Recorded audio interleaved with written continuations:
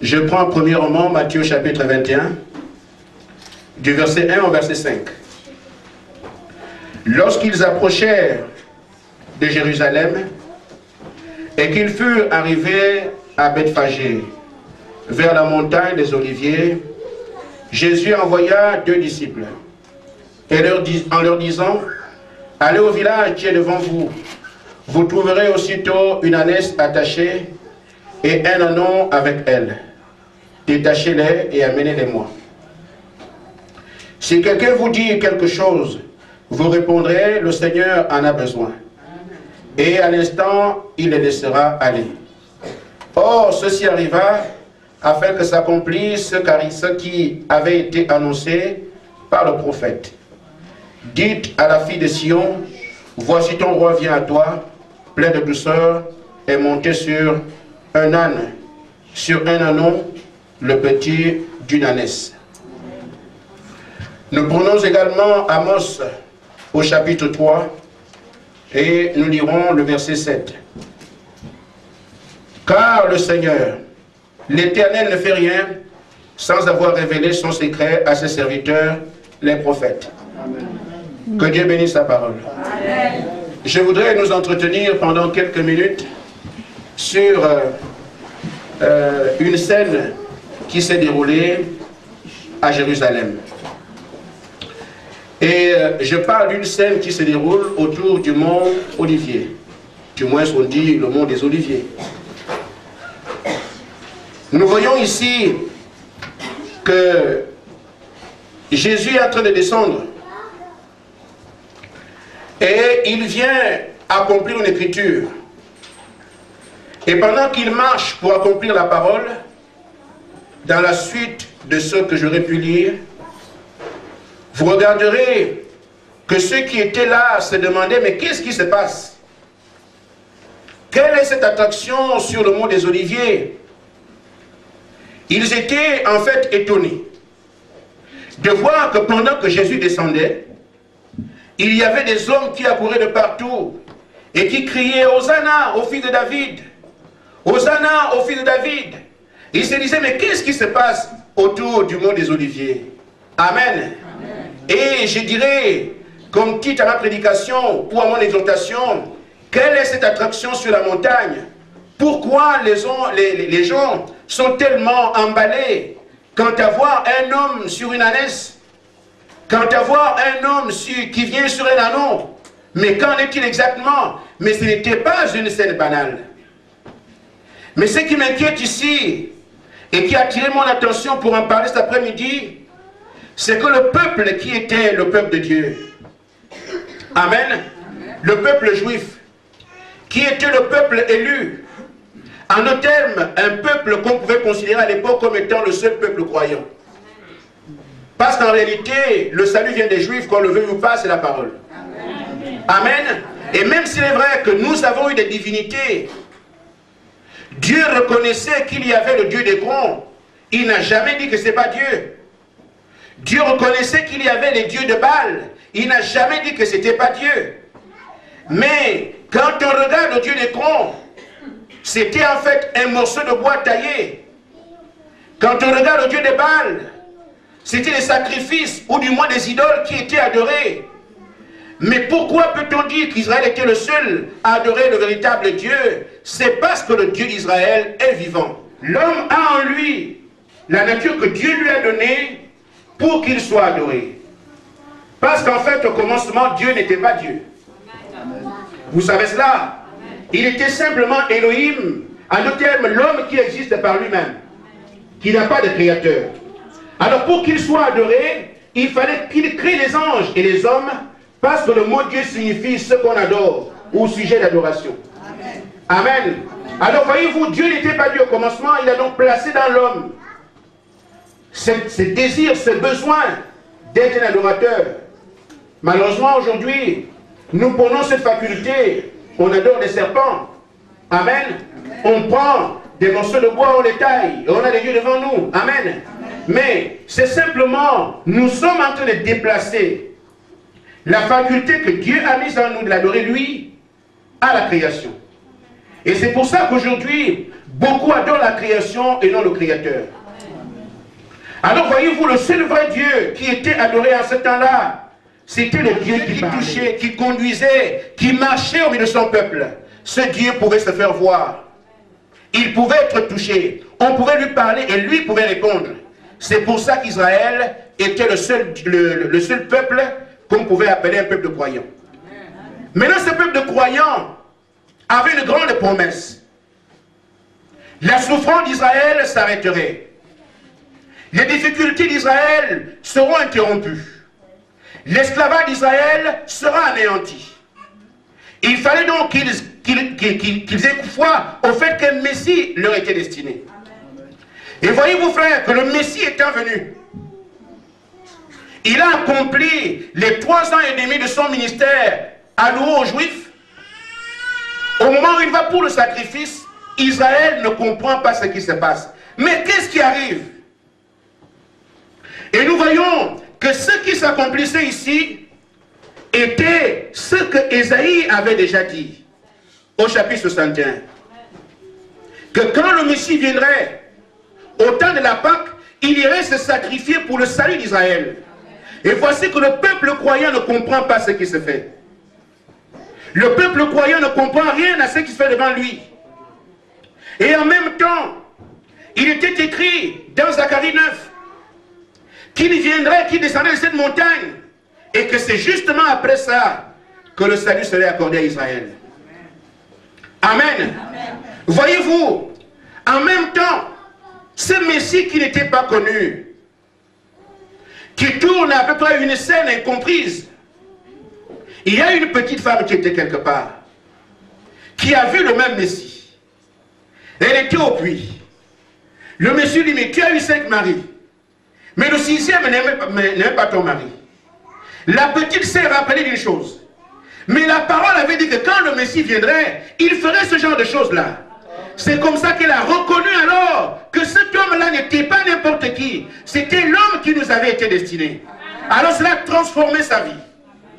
Elle qui était prostituée a changé de vie tout de suite. Elle qui avait peur d'aller au puits en même temps que les gens les a embrassés. Parce que sa vie ne permettait pas qu'elle aille au puits en même temps que les filles pures. Elle ne pouvait pas se balader en public à n'importe quel moment. Amen. Il fallait qu'elle se cache pour aller au puits. Il fallait qu'elle ne soit pas fréquentée par n'importe qui, parce qu'elle était une fille de mauvaise vie. Mais une fois alors qu'elle a reconnu le Messie, sa vie a été complètement transformée, au point que celle qui fuyait, amen, pour avoir rencontré le Messie, n'avait aucun autre choix que de montrer qu'il y a quelque chose de nouveau qui m'est arrivé. Amen. J'ai croisé quelqu'un dont la parole a transformé ma vie. J'ai croisé quelqu'un qui, en une seule parole, a dit qui j'étais. Et me voilà, je n'ai plus peur. Mes peurs sont parties. Mes craintes sont parties. Je suis devenu une personne comme tout le monde. Et même avec ça, c'est moi qui tiens le message qui vous l'identifie. Amen. Donc le message que Jésus a donné à cette dame l'a complètement transformé. Je puis donc penser aujourd'hui que quand nous voyons le frère Nasser assis ici avec la sœur Ania, les parents, les amis, d'autres connaissances se posent les mêmes questions. Mais pourquoi Nasser, qui était un homme qui a prêché la parole devant moi, va se marier encore? Amen. Amen. Comment se fait-il qu'il a fait 10 ans dans l'évangile, il nous a témoigné, a fait des campagnes, mais aujourd'hui, il se baptise encore? Mais qu'est-ce que c'est? Amen. Amen. Mais comment il y a un vieux couple, ils ont déjà des enfants qui sont âgés, il paraît qu'ils se marient. Mais c'est quoi ça? Amen. On se pose tous ce genre de questions parce qu'on veut comprendre. Amen.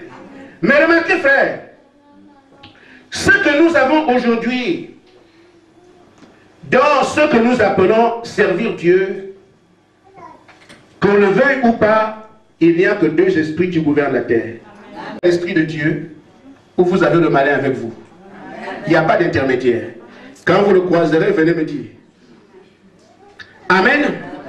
Donc, il y a un temps où nous sommes dans les ténèbres, qu'on s'appelle croyant ou pas. Parce qu'être chrétien, ce n'est pas un prénom, c'est une vie. Et la plupart d'entre nous, qui avons dit qu'on était chrétiens, le seul moyen que vous avez pour savoir où est-ce que vous en êtes, est-ce que vous êtes sûr de ce que vous dites? Parce qu'il y en a qui confessent être chrétiens, mais qui savent qu'ils ne sont pas. Il y a quelque chose qui manque. J'ai bien envie de servir mon Dieu, mais il y a ça ne va pas. Amen. J'ai bien envie de servir, mais quand je vois ce que le pasteur fait, mais quand je vois ce que l'église fait, quand je croise les croyants, ce que je remarque, mais ce n'est pas possible, alors on ne peut même plus servir Dieu sur la terre, parce qu'il n'y a pas d'endroit où aller. Ça veut dire qu'il y a un besoin qui n'a pas encore trouvé de satisfaction dans votre vie. Et vous ne pourrez pas avoir soif de quelque chose qui n'existe pas. Si un arbre a des racines, c'est parce qu'il y a une terre pour s'enfoncer. Et si les poissons, les nageoires, c'est parce qu'il y a de l'eau. Le désir que vous avez là montre qu'il y a quelque chose qui est quelque part que vous n'avez pas encore rencontré. Amen. Amen. Amen. Mais celui qui est notre Dieu nous a dit, cherchez et vous trouverez. Ça ne sert à rien de penser que c'est bon alors que c'est mauvais et vous le savez. La Bible dit que si votre cœur ne vous condamne pas, alors vous avez l'assurance devant Dieu. Je voudrais arriver à une scène. Un homme appelé Pierre a rencontré Jésus-Christ. Aussitôt qu'il l'a fait, il a arrêté de balloter. Quand vous avez croisé la parole pure, le Seigneur lui-même, vous commencez à baisser. Amen. Amen. Parce que celui qui a rencontré Jésus-Christ ne peut pas grandir. Moi je connais, moi je suis, moi je sais, moi j'appartiens, je suis membre. Il ne parle pas ainsi. Amen. Quand tu es dans la grandeur de Dieu, la seule chose que tu as, c'est s'abaisser. Parce que dans le naturel, un arbre qui a des fruits ne peut que s'abaisser. Amen. Amen. Donc quand on rencontre le Seigneur, le premier désir qu'il a dans le cœur, c'est d'apprendre. On reconnaît qu'on n'est rien, que lui est roi. Je ne suis qu'un sujet, il est roi, il m'enseignera. Vous ne pourrez pas rejeter quelqu'un qui vient au nom du Seigneur parce qu'il n'est pas de votre église. Parce que l'amour de Dieu s'est établi. Amen. Amen. Vous ne rejetez pas quelqu'un parce qu'il est musulman et vous êtes chrétien. Amen. Pourquoi celui qui a créé toutes choses est en toi? Son amour s'exprime en faveur des païens, des croyants et n'importe qui. Si vous l'avez en vous, vous ne rejetterez personne. Amen. Nous voyons aujourd'hui des chrétiens qui n'acceptent pas d'être pris dans une église. Parce qu'ils ont peur d'aller en enfer. N'allez pas là-bas, n'allez pas prier. Oh non, je n'irai pas parce que si je pars là-bas, l'église là on a dit oh. Amen. Voyez-vous, parce que celui qui a la vie peut aller n'importe où il peut aller, c'est à lui d'apporter la vie qui est en lui. Amen. Comment pouvez-vous mourir alors que vous avez la vie en vous? Le fait d'avoir peur d'aller écouter ailleurs montre effectivement qu'il y a quelque chose qui ne va pas. Amen. Parce que Jésus-Christ, quand il est arrivé, lui, il pouvait aller chez les prostituées, ça ne le gênait pas. Il peut aller chez les gens de mauvaise vie, ça n'a pas de problème. Il était la vie. Mais regardez les pharisiens, ils se tenaient à distance. Amen. Ce sont les signes qui ne trompent pas. Quand vous avez peur d'aller écouter là où on vous invite, c'est qu'il y a quelque chose qui ne va pas. Amen. C'est pour ça que je crois que les membres de cette église sont libres d'aller prier où on les invite. Mais quand ils partent là-bas et que la parole est prêchée, ils sauront d'où ils viennent. Amen. Amen. Il y a du miel sur le rocher. Regardez frères, ce que je voudrais que l'église retienne, parce que nous sommes dans un âge difficile, c'est que si on peut arriver à faire la différence entre le religieux et le croyant, ce serait très bien. Amen. Parce qu'il y a le religieux, il y a aussi le croyant. Remarquez frères, et ces choses se manifestent toujours quand la parole s'accomplit. La scène que nous sommes en train de vivre, ceux qui s'étonnent, ceux qui ne comprennent pas, ce sont des pharisiens, des hommes de Dieu. Amen. Ils étaient censés comprendre ça. Ceux qui sont étonnés ici, qui sont surpris, ce sont les Sadducéens, des croyants en Dieu. Amen. C'était à eux de nous dire, nous qui sommes en train d'apprendre, qu'est-ce qui se passe quand le Messie est en train de descendre sur un anneau. C'était leur rôle de dire au peuple ce qui se passe. Mais ils sont les premiers à être surpris. Pourquoi ils sont restés dans leur religion, mais n'ont jamais regardé ce que les prophètes ont dit. Amen. Oh, le religieux, c'est qui? C'est quelqu'un qui regarde qui ne regarde pas ce que la parole dit. Il avance, il va à l'église, il revient. Je suis. Depuis qu'il est catholique, il est catholique jusqu'à la fin. Mais il n'ira jamais demander que la parole doit s'accomplir, comme les promesses qui sont devant nous. Mais la jeune femme qui était la seule à reconnaître le Messie, elle s'est basée sur ce qui était prévu, et non ce qu'on disait au temple. Amen. Et c'est ce qui arrive chaque fois que la parole s'accomplit. Quand la parole s'accomplit, c'est là que Dieu manifeste les croyants pendant que tout le monde s'appelle croyant, croyant, croyant, croyant. Vous n'allez pas dire à un témoin de Jéhovah qui ne croit pas en Dieu. Il pourrait vous maudire, ne le faites pas. Amen. N'allez jamais dire à quelqu'un dans sa religion, toi tu ne crois pas. Je vous dis que vous aurez un ennemi. Parce que s'il savait que sa chose n'était pas bien, il sortirait de là. Et s'il est, c'est parce qu'il est convaincu que c'est dans quoi il est, c'est le vrai. Et c'est pour ça que chacun va dire, venez chez nous, venez chez nous, venez. Mais c'est Dieu qui manifeste qui croit, qui ne croit pas. Et qu'est-ce qu'il fait? Il envoie un message. Israël, dans son temps, attendait la libération. Mais pendant qu'Israël attendait la libération, les prédicateurs étaient là. Le libérateur viendra. Le libérateur viendra. Voyez-vous ce que ça fait? Quand le libérateur est arrivé, tous les prédicateurs n'ont pas compris. Pourquoi? Ils sont arrivés au stade où Jésus disait, ce peuple m'honore des lèvres, mais leur cœur, parce que c'est dans le cœur que Dieu met la parole. J'écrirai ma parole sur les tables de leur cœur. Amen. Aussi vrai que la parole n'était pas dans leur cœur, ils adorent avec l'esprit. Ils vont entendre, ils reviennent. Ils vont entendre, ils reviennent. Mais dans le cœur, il n'y a rien. Ce peuple m'honore des lèvres, mais leur cœur appartient à autre chose. Or, nous devons repasser dans notre cœur les promesses à venir pour voir quand la parole s'accomplit, quel est le doigt de Dieu. De quel côté tourne le vent, afin que je sois soit croyant ou jugé comme païen. Ceux qui étaient religieux en ce temps, Abiram, Dathan et Corée, n'ont rien compris quand Moïse dit, Dieu m'a parlé. Qu'est-ce qu'ils font contre lui? Quand Jean-Baptiste arrive, lisez la parole. Jean-Baptiste était prévu dans Malachie 3, dans Ésaïe 40. Mais quand Jean-Baptiste arrive, les pharisiens ne comprennent rien. Et pourtant, c'est eux qui étaient censés enseigner les autres. Ils sont seulement restés dans la religion. Amen. Mais le croyant va regarder. Au temps de Moïse, il y aura un Caleb qui sera là pour dire, mais non. Mais ce qu'il dit, il dit avoir croisé Abraham. Qu'on lui a dit ceci. Mais comment c'était ces choses? Je vais aller voir si ce qu'il dit est vrai. Parce que quand Dieu a dit qu'il fera une chose, il accomplira quand même. Amen. Que vous soyez prêts ou pas, Dieu accomplira ce qu'il a dit. Amen. Et c'est comme ça que Josué a été attentif. Caleb a été attentif. Il met le discours de Moïse. On dit que ça ressemble à ce qui était prévu. Je vais aller avec lui. Je vais regarder ce qu'il dit. Et c'est là qu'ils ont compris, de par la prédication de Moïse, que c'était le doigt de Dieu, avant qu'il y ait eu des signes. La même chose avec Jean-Baptiste. Quand il arrive, les religieux ne comprennent rien. Mais il y a un homme qui s'appelle André, qui va aller à côté de Jean-Baptiste et entendre comment Jean-Baptiste dit, ça c'est le Messie. Lui, il devient alors un croyant, parce qu'il a reconnu ce que Dieu dit. Et la parole qu'on a dans Amos 3, Dieu dit, moi je ne fais rien, si je n'ai pas révélé mon secret à mes serviteurs, les prophètes. Amen. Amen.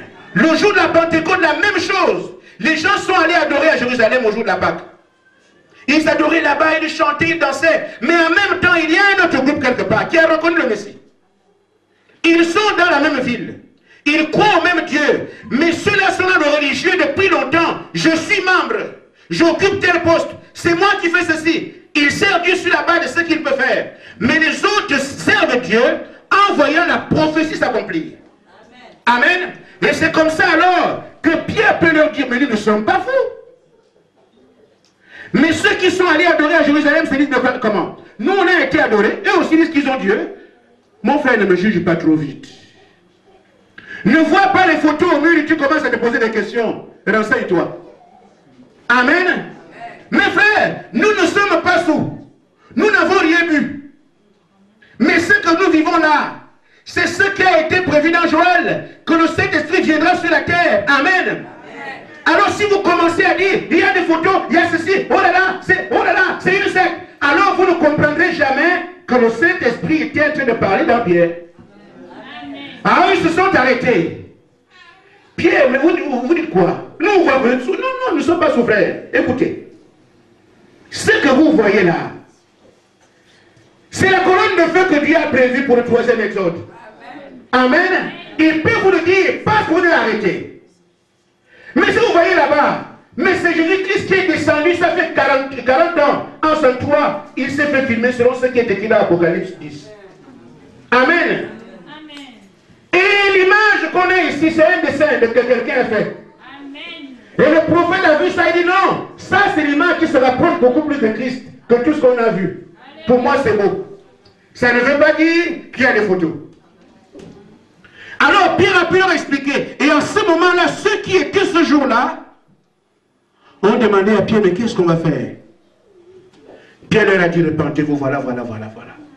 Ils se sont convertis. Amen. Donc voyez-vous, ce qu'il y a toujours la différence entre le religieux et les prophètes. Parce que les prophètes sont les seuls représentants de Dieu sur la terre. Et quiconque veut prêcher la parole doit répéter ce que le prophète de son temps a dit. Ça, c'est étonnant. Amen. Mais il parle de prophète, mais qu'est-ce qu'il dit là? Pourquoi?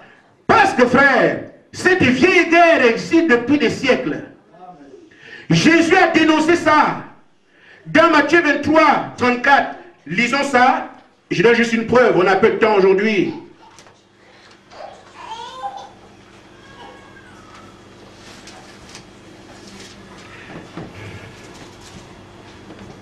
Dans Matthieu 23, ici, Jésus dit ceci.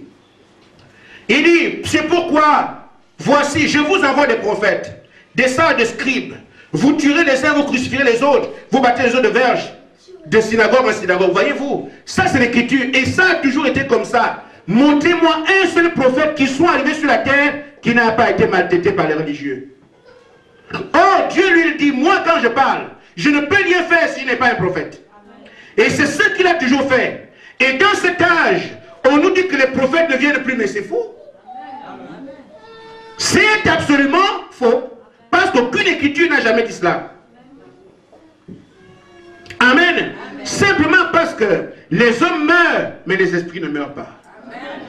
Les esprits qui se sont opposés à Moïse là-bas s'opposent aux prophètes d'aujourd'hui. Ceux qui se sont opposés à Jésus là-bas vivent encore aujourd'hui pour la même opposition. Ceux qui sont opposés à Paul là-bas s'opposent encore aujourd'hui. Or, dans la Bible, il n'est écrit nulle part que les prophètes ne viennent plus. C'est le religieux qui a arrêté cela. Amen.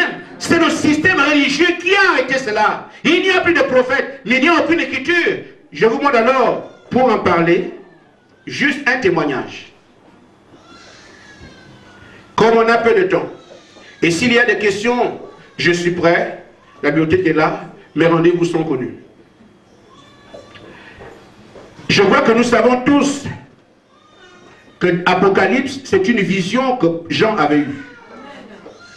Amen. Donc, en réalité, Jésus est mort. Et Jean, lui, nous voit la vision à Patmos. Il était déjà un prédicateur. Mais dans la vision de Jean, puisqu'on pense souvent dans Matthieu 11, on dit, je vais lire ça, dans Matthieu chapitre 11,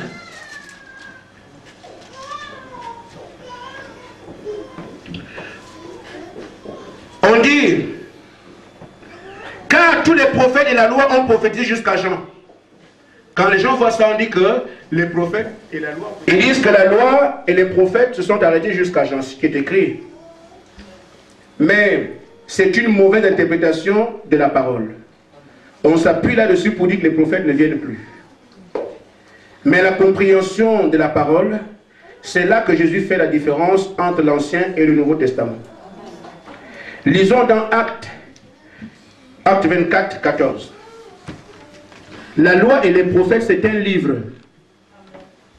Donc Jésus n'est pas en train de dire que les prophètes ne viennent plus.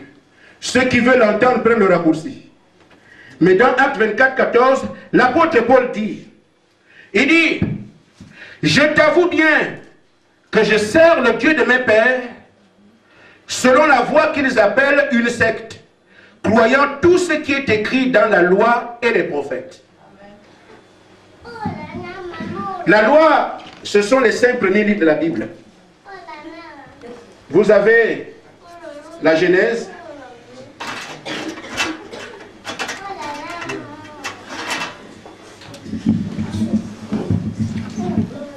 Vous avez la Genèse, l'Exode, Nombre, Lévitique, Deutéronome. Je crois que c'est les 5. Ça, c'est ce que Moïse nous a donné. Après, vous allez voir Josué, un prophète. Amen. Amen. Vous avez la loi et Josué. Je ne vais pas en lire. Hein. Je vais expliquer la loi et les prophètes. Après, quand vous avez Samuel, ça fait la loi, Josué et Samuel.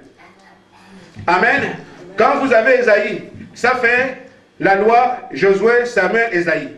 Donc, tous les prophètes après la loi, c'est ce qu'on appelle les prophètes. Amen. Amen. Maintenant, le livre qui est venu quand Jésus était là, c'était la loi et tous les prophètes avant lui. C'est ça qu'on appelle la loi et les prophètes. Ça ne veut pas dire que les prophètes ne viennent plus dans l'avenir. Amen. Or, Jésus est dans Matthieu 5. Il dit, ce qui est dans la loi des prophètes ne disparaîtra aucun iota jusqu'à ce que tout s'accomplisse. Amen. Amen. Je vais donc montrer ceci pour terminer sur cela. Jean, il nous prouve, l'apôtre Paul dit d'abord, dans Ephésiens 4. Amen. Amen. Jésus a donné les uns comme apôtres, les autres comme prophètes, les autres comme docteurs. Ce sont les 5 ministères qui sont sur la terre et qui continuent à exister aujourd'hui. À partir de quand les prophètes ne viennent plus. Pourquoi le religieux a toujours été opposé aux prophètes? Or, le prophète manifeste les élus et le religieux conduit vers la mort. Amen. Amen. Pourquoi le religieux ne s'entend pas avec un autre? Il doit y avoir un esprit différent de Dieu. Comme je suis catholique, je ne parle pas aux protestants, c'est l'esprit de Dieu. Ça vient d'où? Comme je suis témoin de Jéhovah, je ne peux pas prier avec n'importe qui. Ça vient d'où? Amen. Amen. Comme j'ai mon église, je ne peux pas aller prier ailleurs. Ça vient d'où? Si c'est l'esprit de Dieu, alors allons l'avant. Mais moi, je vois quelqu'un d'autre. Amen. Amen. Alors maintenant, après la mort de Jésus, dans Apocalypse 11, 10, juste des exemples en passant parce qu'on a peu de temps.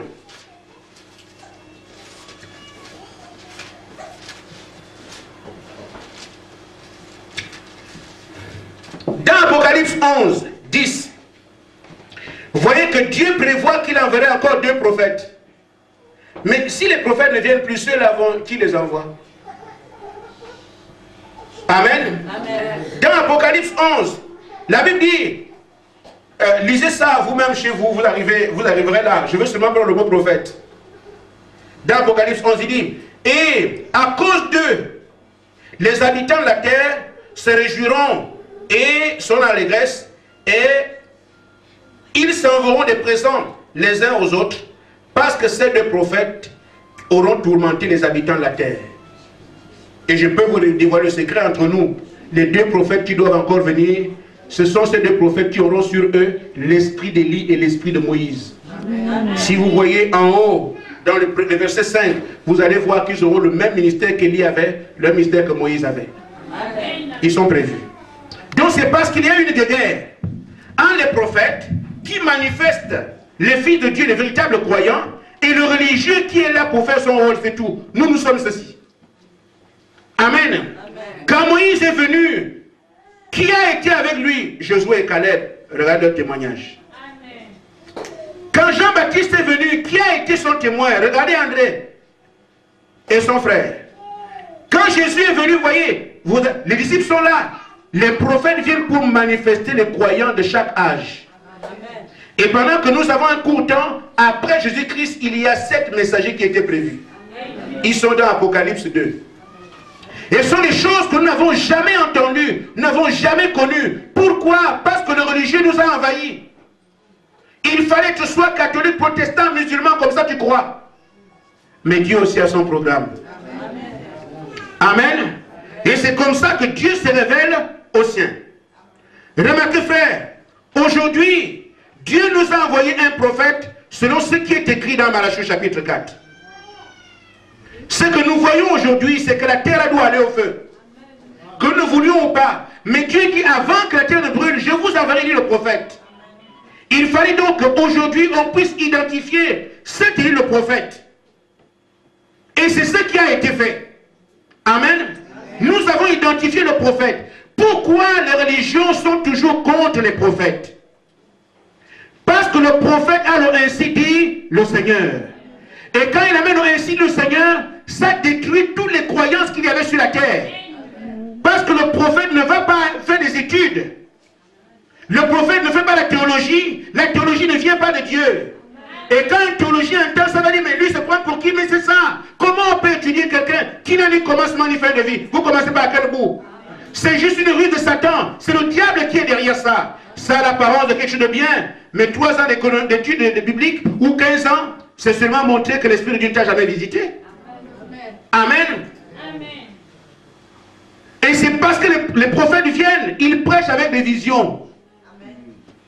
Le prophète ne va pas dans une école. Le prophète a ainsi de ce qui vient d'une vision. Comment expliquez-vous comment Moïse avait vu comment Dieu a créé le ciel et la terre? Il était où?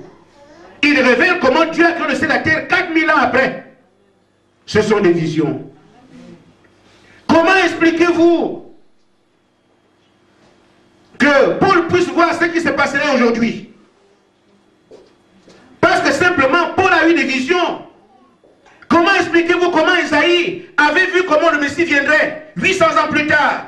Les prophètes ne viennent pas avec un évangile terrestre.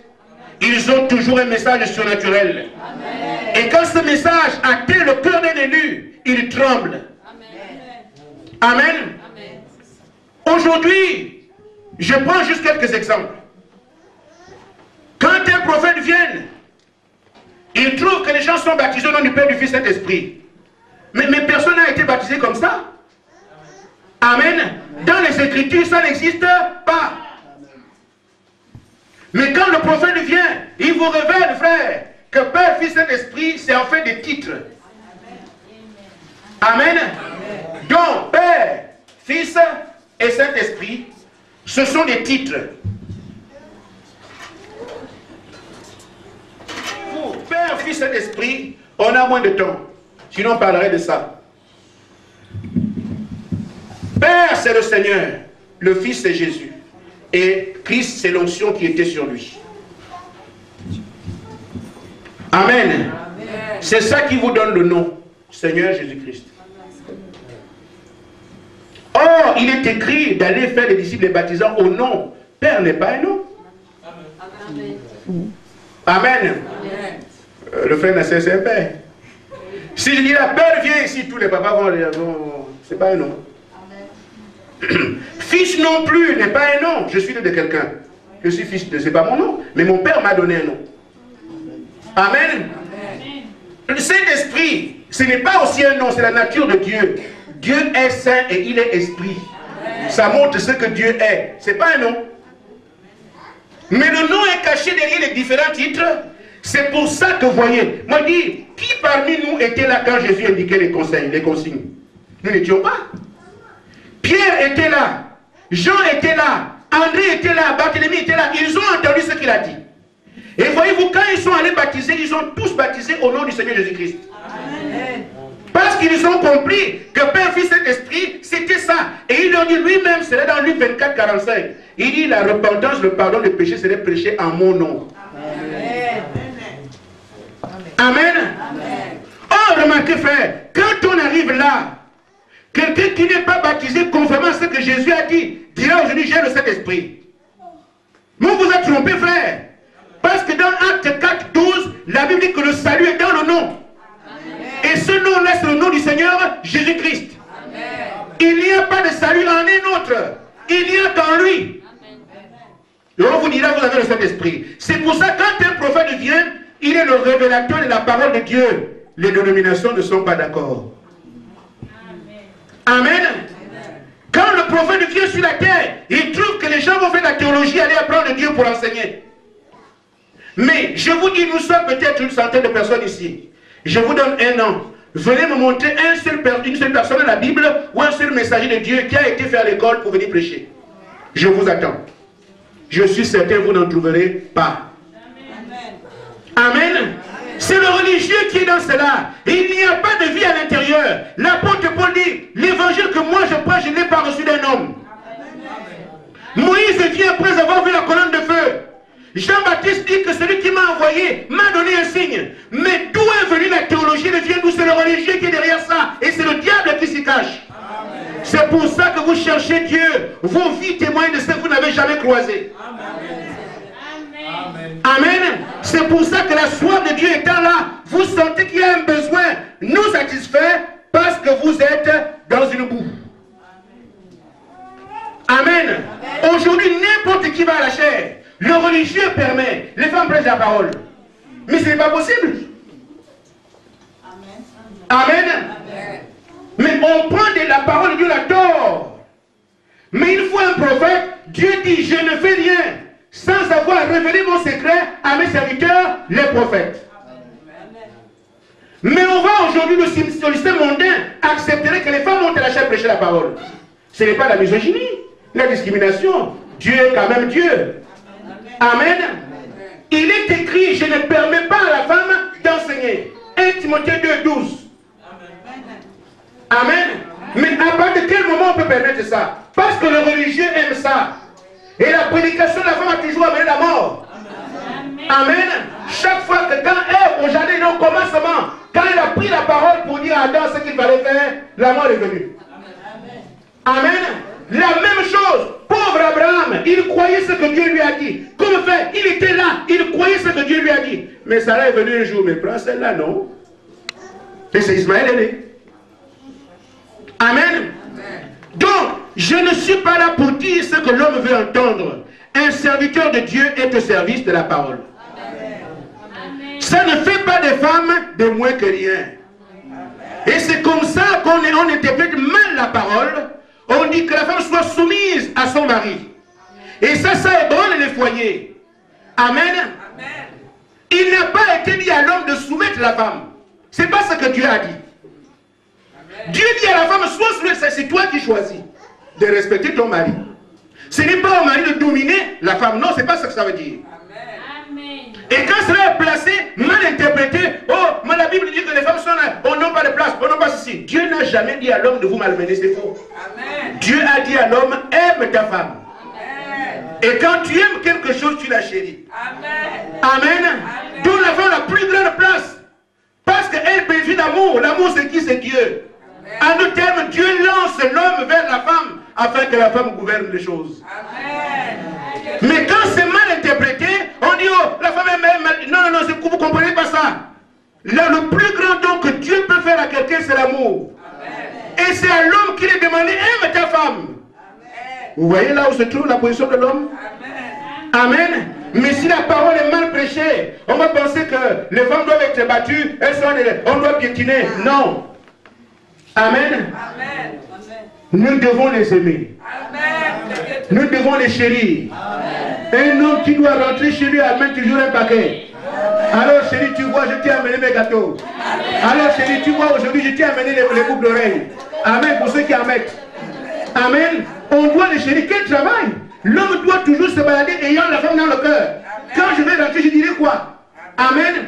Quand on a entendu ça, dit que vaut mieux faire ça. Amen. Amen. Ah bon? Donc la femme a une grande place comme ça dans le cœur de Dieu. Alors je vais me marier. Nassia, tu ne peux plus fuir. Amen. Je vais venir ici, j'attends chaque fois que tu viens, je viens à la porte. Alors tu m'as amené quoi là? Amen. Donc voyez-vous, quand la parole, quand le prophète vient, il rétablit les autels, ça dérange les religieux. C'est pour ça qu'il continue, il n'y a plus de prophète. Amen. Je dirais seulement, frère, que nous sommes dans un âge difficile. Cet âge, il est prévu. Jésus est parti. Il a dit, je reviens.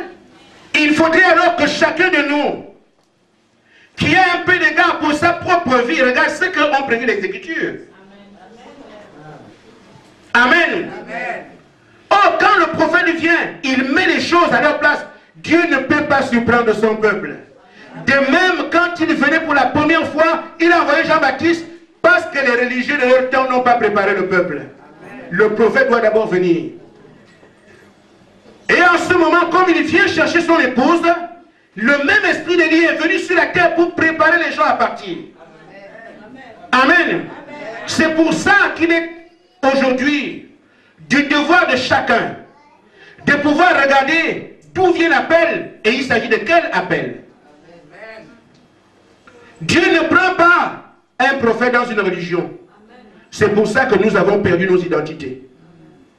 Il y en a qui étaient musulmans qui ont cru. Moi j'étais catholique, j'ai cru. Les témoins de Jéhovah ont cru. On vient aujourd'hui, on perd nos identités. Nous n'avons qu'une seule identité à recevoir, c'est le Saint-Esprit. Les religieux ici sont nous divisés. Les filles de Dieu ne font pas dans la division. Dieu ne peut pas envoyer un prophète qui vient d'une religion donnée. Parce que s'il est musulman, les chrétiens ne croiront plus.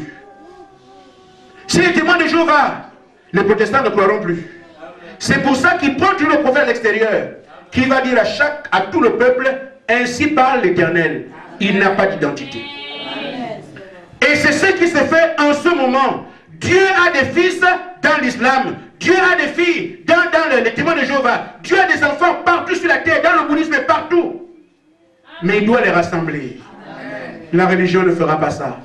Mais il fallait un prophète pour que ce peuple soit comme nous sommes aujourd'hui. Amen.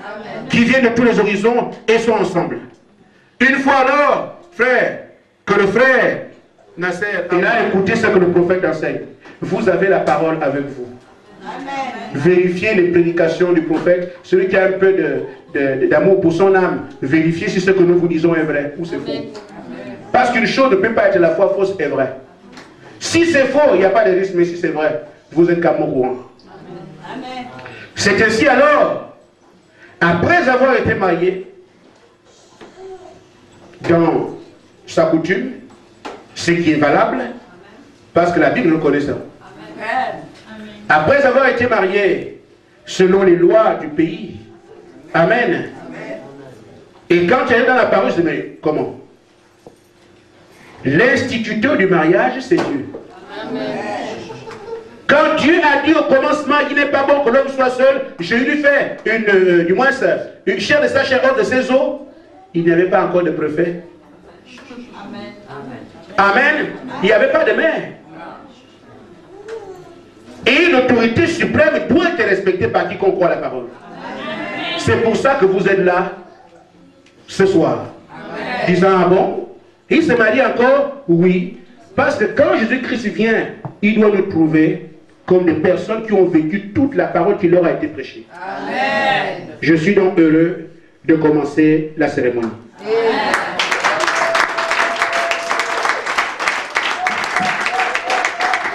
Amen. Amen.